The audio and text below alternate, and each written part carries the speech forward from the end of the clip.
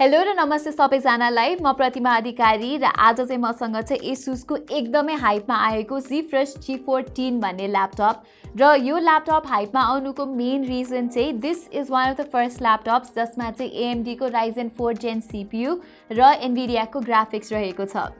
हुन त यस्तो कम्बिनेसन हामीले धेरै जसो ल्यापटप्समा देख्दैनौं, तर आजकल चाहिँ इन्टेलको डोमिनेन्स खस्दै गइरहेको छ र AMD को इनोभेसन र टेक्नोलोजीले गर्दा धेरै ल्यापटप ब्रान्ड्सहरूले चाहिँ AMD को प्रोसेसर्सहरू प्रिफर गरिरहेको छन्। Anyways let's start with the unboxing र अनबक्सिङ गर्दा गर्दै चाहिँ म यो ल्यापटपको स्पेक्स र प्राइसिङको बारेमा डिटेल्स पनि भन्नेछु है त। ओके, सो बक्स चाहिँ यहाँ अगाडि छ, निकै ठुलो रहेको छ। यसलाई म निकाल्दिन्छु।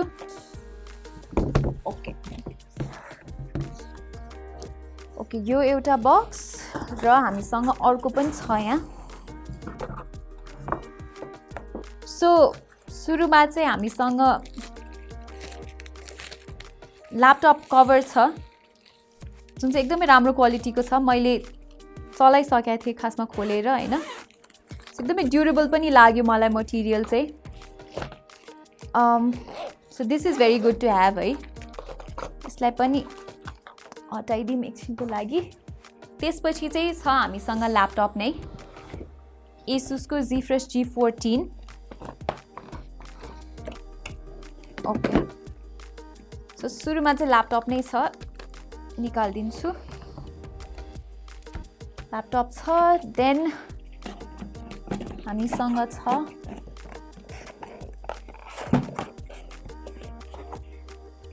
Power brick. यहाँ राखिदिन्छु म। अनि पावर ब्रिक र केबल, अनि चाहिँ अर्को एउटा सानो बक्स पनि छ जसमा चाहिँ माउस छ। अनि यो माउस पनि does a very good job है, मैले चलाउँदा I had no complaints at all है। अनि त्यसपछि चाहिँ हामीसँग एउटा डङ्गल छ जुन चाहिँ ल्यान कनेक्सनको लागि हो, किनभने यो ल्यापटपमा ल्यान पोर्ट चाहिँ छैन है। अनि बक्समा चाहिँ हामीसँग छ अर्को पेपर बक्स जसमा चाहिँ पेपर वर्क छ। ओके, लेट मी चेक, बक्समा अरू केही चाहिँ छैन। ओके, अनि बाई द वे यो पावर ब्रिक चाहिँ 150 वाटको है। ओके, सो म यो सबै सामानलाई साइडमा राखिदिन्छु। अलराइट, सो ल्यापटपलाई अनबक्स गरौँ। यतापट्टिबाट हो। ओके, हामीसँग चाहिँ यो वाइट कलर भेरिएन्ट छ र यसको अर्को पनि एउटा ग्रे कलर भेरिएन्ट छ G14 को।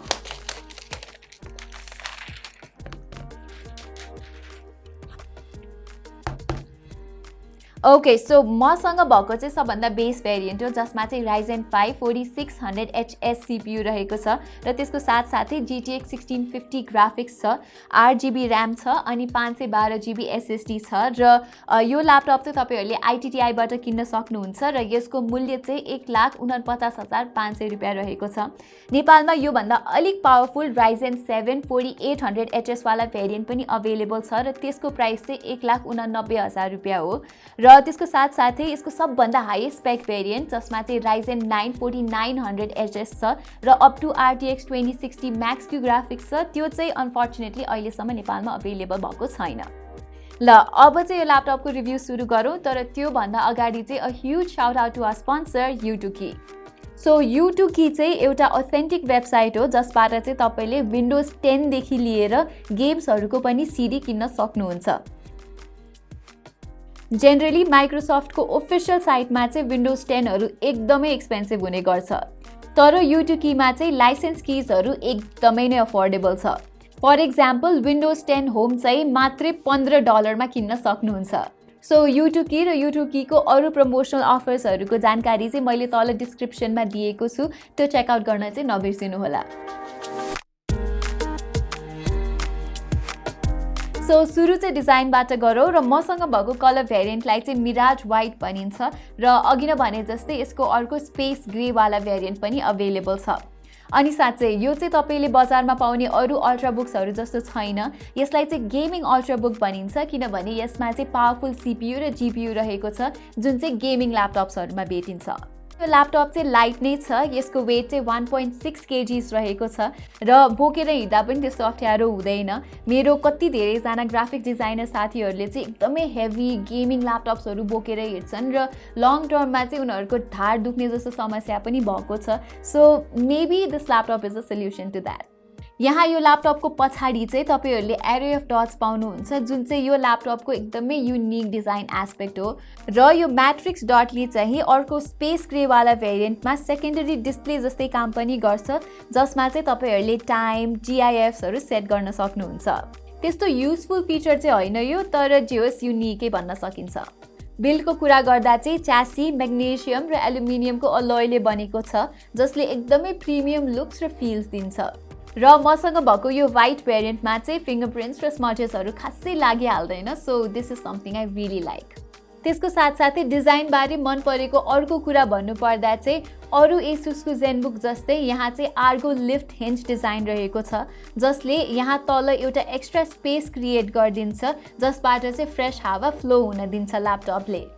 पोर्ट्सको कुरा गर्दा यहाँ लेफ्टमा पावर इनपुट पोर्ट छ, एउटा USB type C charging port छ, HDMI पोर्ट छ र एउटा 3.5mm हेडफोन ज्याक छ। राइटतिर हेर्नुहुन्छ भने चाहिँ दुईवटा USB टाइप A पोर्ट र अर्को एउटा USB टाइप C पोर्ट छ। डिस्प्लेको कुरा गर्नु पर्दाखेरि यो चाहिँ एउटा 14 इन्चको ल्यापटप हो र मसँग भएको भेरिएन्टमा चाहिँ FHD रेजोल्युसन र 120Hz रिफ्रेश रेट रहेको छ। अनि अर्को अनौठो कुरा चाहिँ यो ल्यापटपमा वेबक्याम भने छँदै छैन। हुन त म ल्यापटपको वेबक्यामहरु खासै युज पनि गर्दिन, तर यदि तपाईहरु भर्चुअल मिटिङ्सहरु गर्नुहुन्छ भने चाहिँ तपाईले आफ्नो स्मार्टफोनको क्यामेरालाई वेबक्याम बनाएर चलाउनु पर्ने हुन्छ जुन चाहिँ अलिकति हेक्टिक प्रोसेस नै हो। डिस्प्लेको क्वालिटीको कुरा गर्नु पर्दाखेरि चाहिँ यो IPS प्यानल चाहिँ एभरेज मात्रै छ। हुन त यसमा 100% sRGB कलर कभरेज छ, तर MacBook Air र Dell XPS 15 जतिको लेभलको चाहिँ छैन है यो। कलर्सहरु चाहिँ त्यस्तो भाइब्रेन्ट देखिदैन यसमा भनौं न, तर जे होस् मुभिजहरु हेर्न, क्याजुअल ब्राउजिङहरु गर्न चाहिँ त्यस्तो प्रब्लम हुँदैन। यसमा रहेको स्पिकरको क्वालिटी पनि राम्रो छ। स्पिकरहरु लाउड र पञ्ची छन्। यसमा चाहिँ क्वाड स्पिकर सेटअप छ, अर्थात् यसमा 4 वटा स्पिकर रहेका छन्। दुईटा चाहिँ तलतिर छ भने दुईटा चाहिँ यहाँ माथि रहेको छ। र यदि तपाईहरु कन्टेन्ट राइटर हुनुहुन्छ अथवा राइटर हुनुहुन्छ इन जनरल अथवा तपाईहरुले धेरै टाइप गर्नुहुन्छ भने चाहिँ G14 को कीबोर्ड पनि एकदमै राम्रो छ। की ट्राभल देखि लिएर यसको रिस्पोन्स पनि टप क्वालिटीको भएको पाए मैले। यहाँ तपाईले कीबोर्ड भित्र व्हाइट LED देख्नुहुन्छ, तर त्यो चाहिँ त्यस्तो उज्यालो छैन, but gets the job done.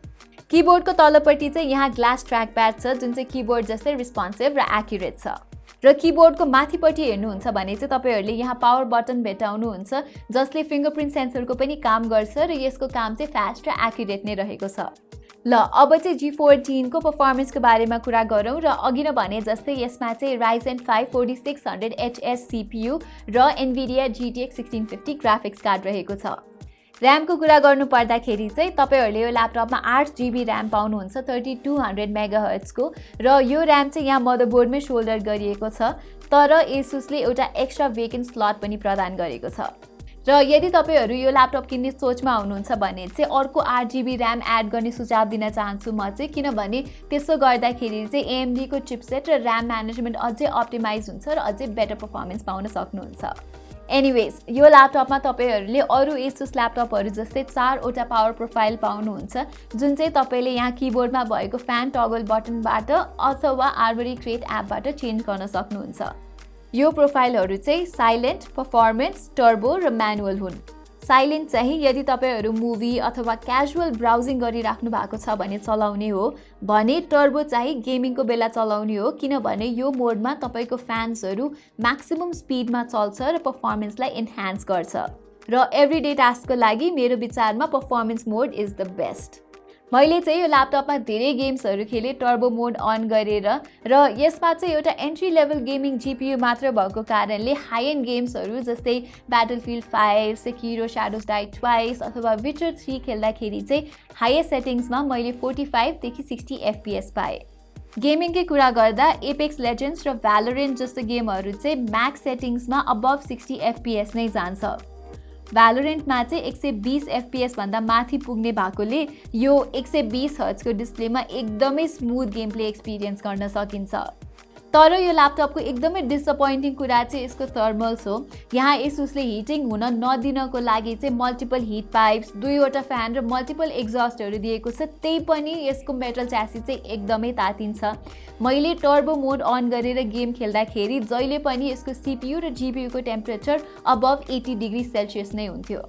अनि फेरि धेरै बेर गेम खेलेर तातिए पनि एउटा कुरा हुन्थ्यो, तर 10 देखि 15 मिनेटको गेमिङ सेसनमै यो ल्यापटपको च्यासी चाहिँ तातिन थाल्छ र हिट चाहिँ यहाँ किबोर्डको किजसम्म पनि फिल हुन्छ। सो यदि तपाईँहरू एकदमै डेडिकेटेड गेमर हुनुहुन्छ भने चाहिँ Zephyrus G14 is not the best option out there. त्यसको लागि चाहिँ यही प्राइसमा तपाईँहरूले Asusकै TUF A15 भन्ने ल्यापटप पाउनुहुन्छ, त्यो चाहिँ लिने सल्लाह दिन चाहन्छु। लास्टमा चाहिँ कुरा गरौँ Zephyrus G14 को ब्याट्रीको, र यसमा रहेको ठुलो 76 वाट आवरको ब्याट्रीले एकदमै राम्रो इन्ड्योरेन्स दिन्छ। हुन त यसमा भएको Ryzen CPU 7nm को एनर्जी एफिसिएन्ट आर्किटेक्चरमा बनेको हो, जसले गर्दाखेरि चाहिँ यो ल्यापटपको ब्याट्री लाइफ अझै इन्हान्स भएको छ। युजुअली मैले G14 मा चाहिँ 5 देखि 6 घण्टाको ब्याट्री लाइफ पाएको छु, जुन चाहिँ एउटा गेमिङ अल्ट्राबुकको लागि राम्रै हो भन्नुपर्छ।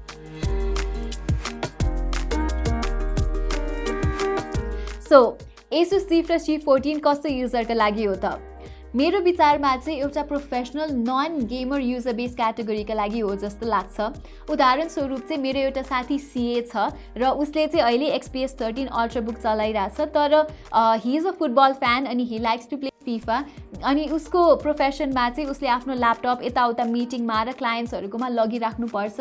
सो त्यही भएर he can not get a heavy gaming laptop.